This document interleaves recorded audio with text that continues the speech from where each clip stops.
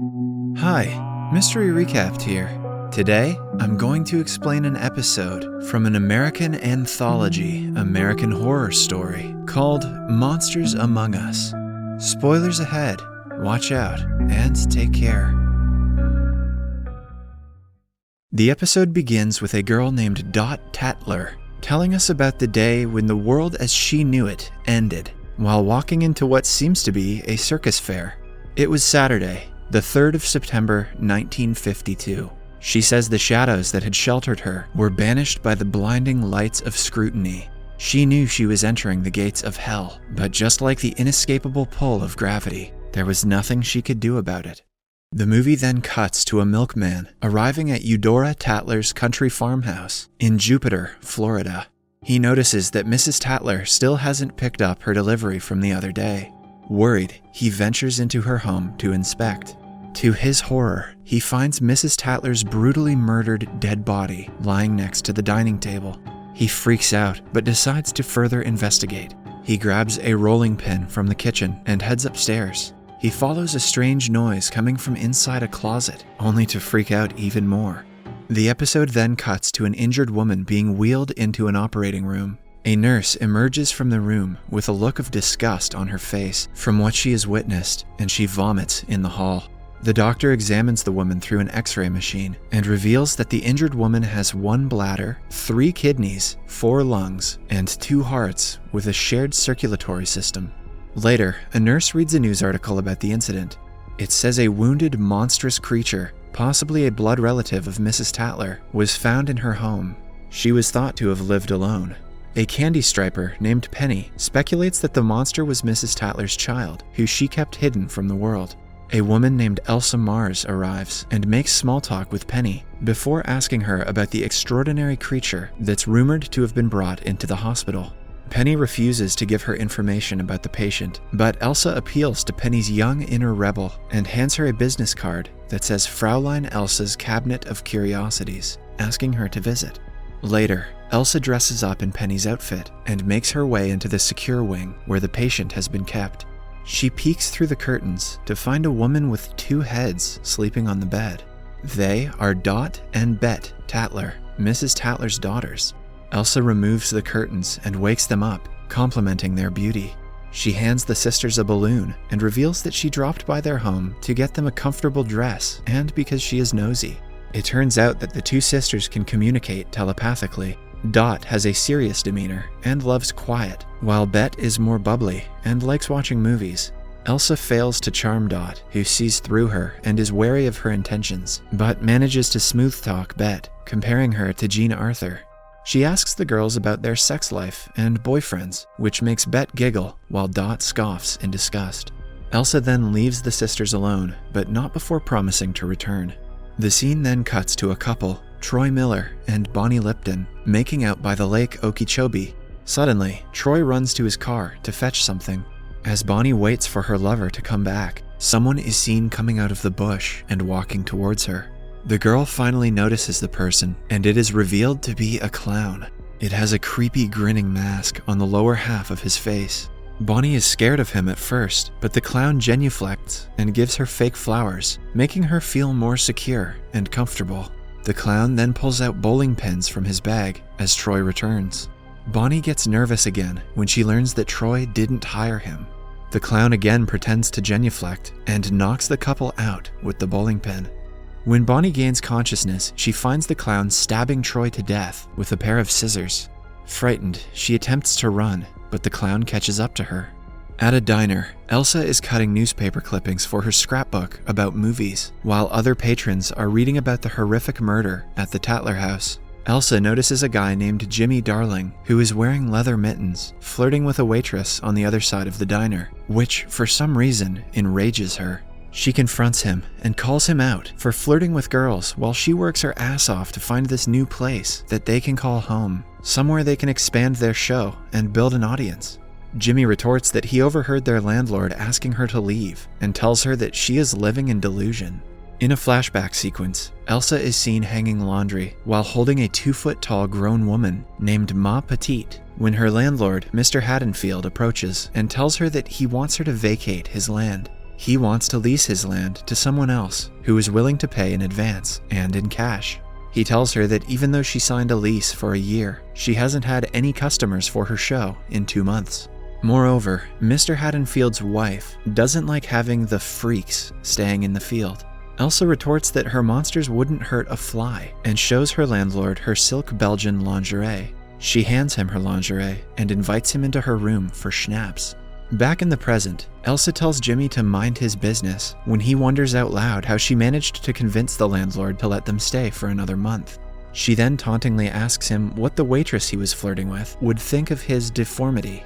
Jimmy brushes her comment aside and tells her that it is over, which only enrages Elsa, and she tells him that things are going to change and that she has a plan.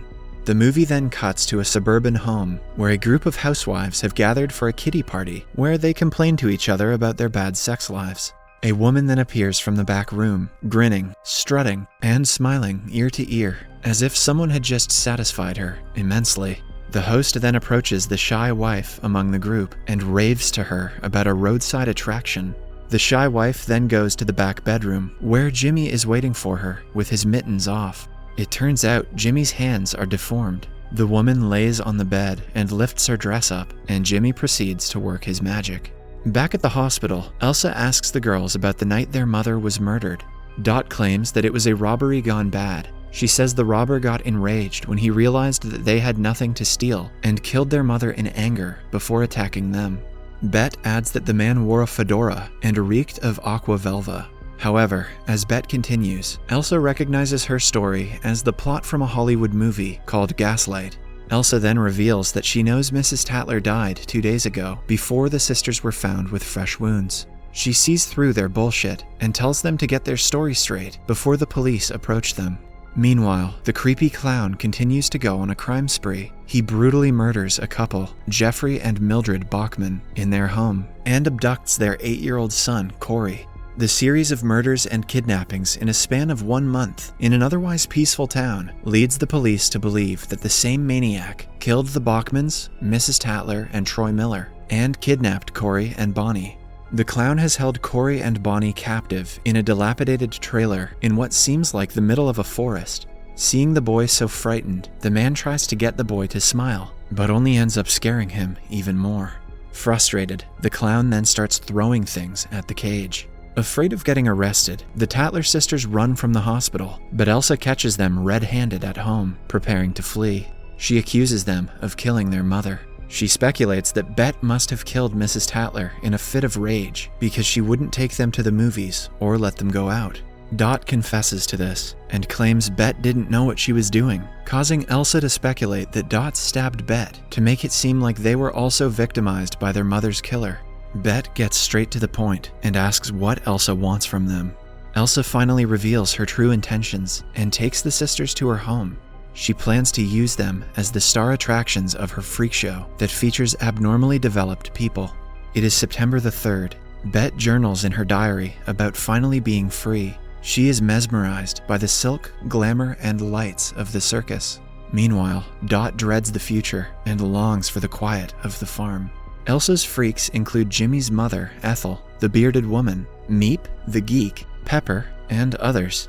Jimmy grows worried about the police looking for the Tatler sisters, but Elsa tells him that she plans to be their alibi. On Elsa's orders, Jimmy puts up a poster of their show, highlighting their star attractions, the Siamese sisters. A car full of young hooligans passes by and harasses Jimmy and a few of the other freaks for being different, reminding Jimmy how the world treats them differently because of their condition.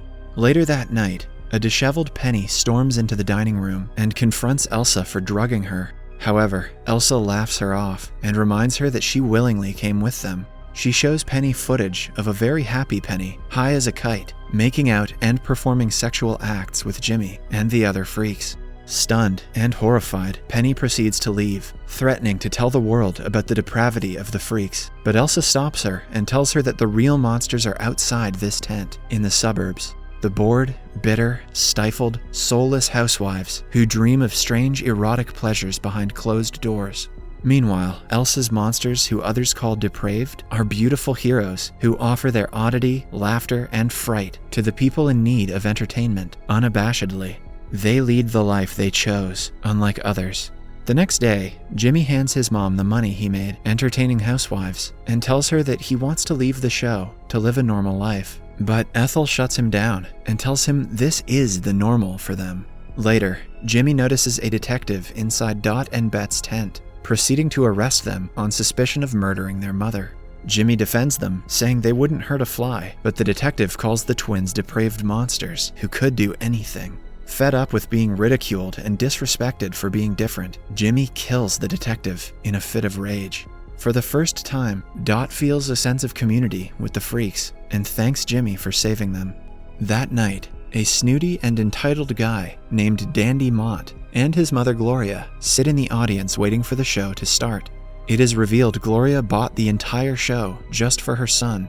Soon, Ethel opens the show and introduces the man with hands for arms, Pepper, Ma Petite, and the Siamese sisters. Next, Elsa takes the stage and belts out a David Bowie number with the freaks performing behind her.